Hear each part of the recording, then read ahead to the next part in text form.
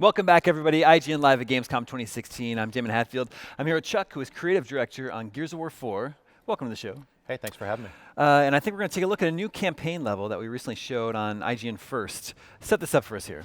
Yeah, this is partway through the campaign. JD, Kate, and Dell, who are trying to find Kate's mom, Reyna, who's been snatched by the new enemy, the Swarm, have enlisted the help of Marcus Phoenix. So they're at his estate, and they are currently being attacked by COG forces called the DBs. Yeah, Marcus was holed up here, just trying to raise some tomatoes. That's right. I think so.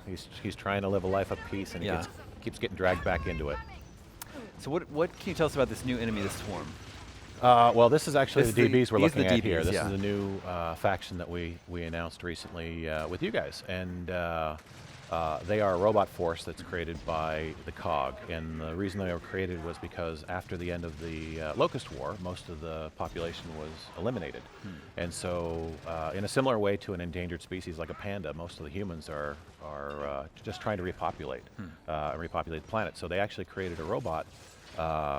A group of robots to take care of a lot of the tasks that would normally be dangerous for humans to engage in. So really all they want them to do is reproduce. So at some point after they were doing construction work and things like that, they've also been militarized by Jinn. So that's part of what you find out in the story, is why they've been militarized and what role they play.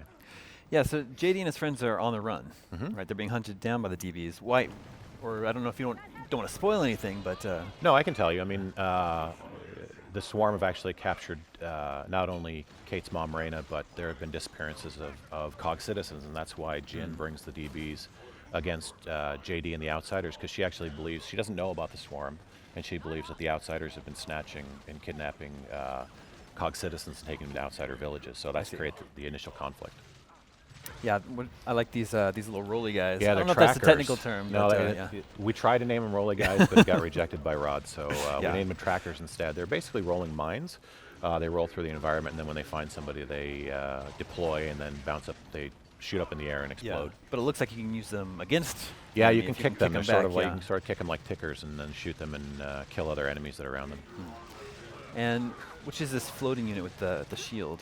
That over here to the right. The one that is floating in the background is Guardian. There's actually two different types. There's the Guardian that has a tri-shot, which is a new power weapon that you can pick up, and then a second one that you don't see in here is called the Sentinel that has a rocket launcher attached to it as well. And what you'll see coming up is the fact that you can, when you down one of those enemies, you can actually rip the power weapon off them and use it for yourself. Cool.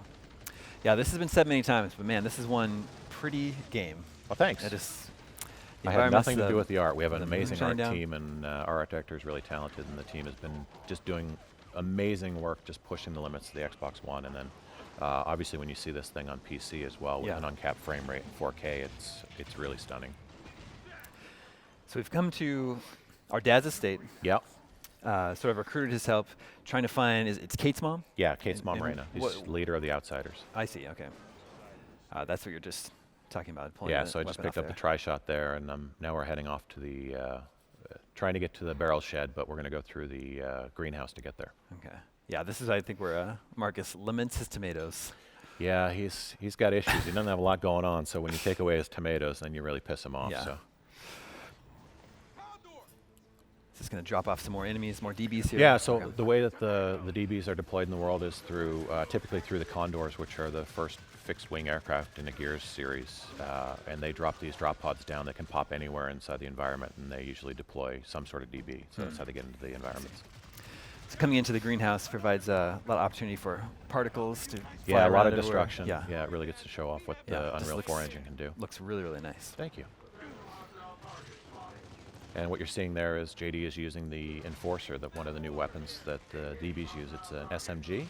And now he's picked up the Overkill, which is one of my favorite weapons. It's an automatic shotgun.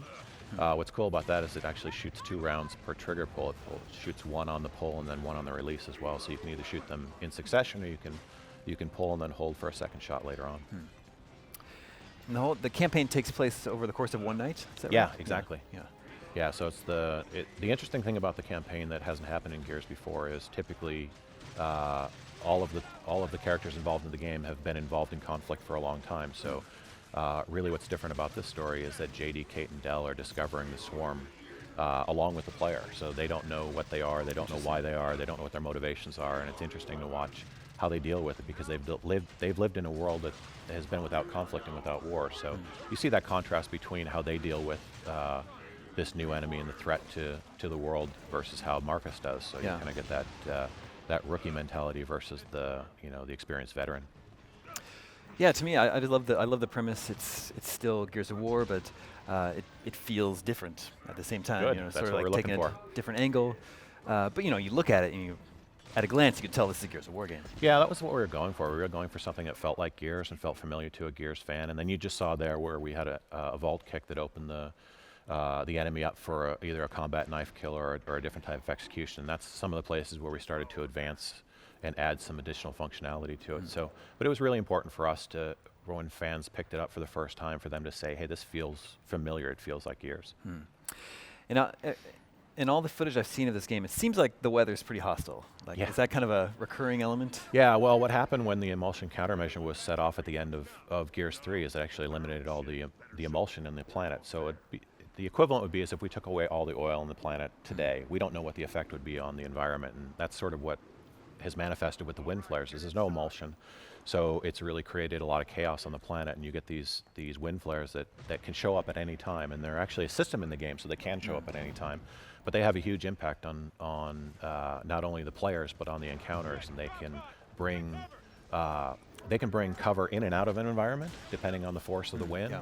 They can destroy things that are in the environment, and they can also impact enemies and projectiles as well. So if you're throwing a frag grenade in a wind flare, you got to really account for the wind. Yeah. So what is this new environment we've entered? So we've entered into the barrel shed, and we're trying to make our way to the barn, where Marcus has a plan for us to be able to get away from Jin and off of the estate. So this is actually cleaning up the last of the DBs here, and then we're going to encounter the full force of the wind flare, unfortunately. Is Marcus a playable character? He's not. He's actually he's one of the AI characters. So when you play as JD. If you play as a co-op character, you get your choice between either Kate or Dell, and they both have a slightly different storyline that goes along with them when you play. So that's kind of cool. And what's nice about having Marcus not be a playable character is because he's not playable, he reacts to things inside the world a lot differently. So we kind of get a different perspective from him than we ever did before, because when you play as the main character, they react and ask questions and react to the environment, because that's typically what the player is doing. So this is when the wind flare is hitting right now, and Marcus is telling everybody that it'll be fine, we can hunker down here and it'll hold up, but unfortunately he's not correct. Seems like there's some tension between JD and his dad. Yeah. They don't have the greatest relationship. Right. And I imagine that's something that we'll learn about as we play through the game. Yeah, exactly. It's one of those things where, this is a guy who's been a soldier his entire life and has dealt with war his entire life, and now he's had 25 years of peace, and how does a soldier,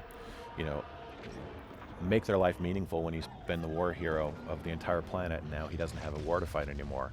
His son, on the other hand, has to try and,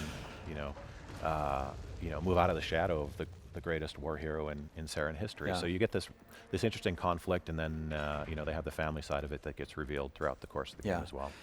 That was a pretty great moment, that plane crash. Yeah, it gets better after that. I think we end the IGN first demo here, but there's some pretty cool stuff that happens right after this as well. Where are we in the game at this point? It's still pretty early on? We're still pretty early on. Yeah, we're a few hours into the game, so we set it up with sort of understanding the outsider lifestyle and what it takes for them to survive outside of the COG environment, and then once the swarm appears, then they have to go get help from somebody who knows that they know can help. And JD reluctantly says okay, and that's where we pick it up with Marcus. I think we're also going to take a look at some multiplayer. Oh, great. What would you say are the key pillars you're bringing to multiplayer this time? Well, one of the things we spent a lot of time thinking about with the maps is that they're symmetrical, so they're really conducive to competitive play. And as we've announced, we're doing a Season 1 for Gears of War 4 on esports. So we're making sure that the game feels balanced and that the maps accommodate the way people like to play Gears. So we've also added a new game mode called Escalation, which will be on main competitive format, which we brought a lot of pro esports players into the office and had them play through it, and we've gotten a lot of feedback. It's been really positive. And here we're playing as this new faction, the DBs. Right. So when you play as the enemy faction, you can play as either DBs or Swarm, and as you can see here, we've changed the color of them to reds, they actually reflect the enemy team. So when you play as the hero faction, you play as either outsiders or COG, and as the enemies, you play as Swarm or DB. I see. And which mode are we watching right now? I think we're watching TDM, if I'm not mistaken, and we're watching on a new map that we just showed off called Impact. So this is actually one of the Condors has crashed in the middle of this environment, so you sort of play through the fuselage of the plane and then on both sides. Obviously, people love Horde Mode. Have you talked about Horde Mode yet? We've talked a little bit about Horde Mode, in that we've introduced Horde Mode. We've announced it's coming back, and it's coming back in a big way. So we've got some more information coming up on Horde in the coming weeks, but we're really excited about it. It's actually probably my favorite part of the game right now. Well, the whole game is not that far off. No, October 11th. October 11th. Yeah. If you pre-order the Ultimate Edition, then you get early access 4 days early on October 7th. So, and we're also part of the Xbox Crossplay program. So what's cool about that is if you buy either one of the Xbox or the PC version digitally, you get the other version for free. Yeah. And so that's part of the Xbox Play Anywhere program, where it saves all your progress and your achievements and everything from either platform. And then you can cross-play on Xbox to PC and back again in any of our cooperative modes. So you can play campaign together, you can play Horde Mode together, or you can even play co-op against the bots in versus mode. So less than 2 months away. Yeah. How are you feeling now? Is there still a lot of work to be done, or is things winding down? I'm here. Everybody else is back there working their tails off. Yeah. I mean, we're getting close to the end, and I think we're pretty happy with the results so far. So team's done a pretty amazing job, and I think we're pretty proud of what we're going to put out there on October 11th. Yeah. It's looking great. Is this a new map we're seeing here? Yeah, this is Impact. This was just released a couple days ago, I think, through IGN. So it's a nice fly through the environment. And we'll be releasing 10 maps at launch, and then 2 maps every month after that. And the maps are free to play for everybody, and we have a rotation system that we're going to go through. So you never have to worry about getting behind on the maps. What would you say you're most excited about people finally getting to check out with Gears of War 4? For me, I think it's Horde Mode right now. I'm really excited about the changes to it. You know, Gears invented Horde, and we've seen a lot of evolution of it through different games, and it's changed a lot. And I think what I think is so cool about what's happening in Gears 4 is we're reinventing the mode again. So I think you're going to see a lot of copycatting of what we're introducing in this one. So I'm really excited for people to get their hands on it, because it is different, and it's it's got a lot more depth to it than it's had in the past. Very cool. Gears of War 4, October 11th. That's correct. Thank you so much for coming by the show. Thanks for having me. More to come from IGN Live at Gamescom after this.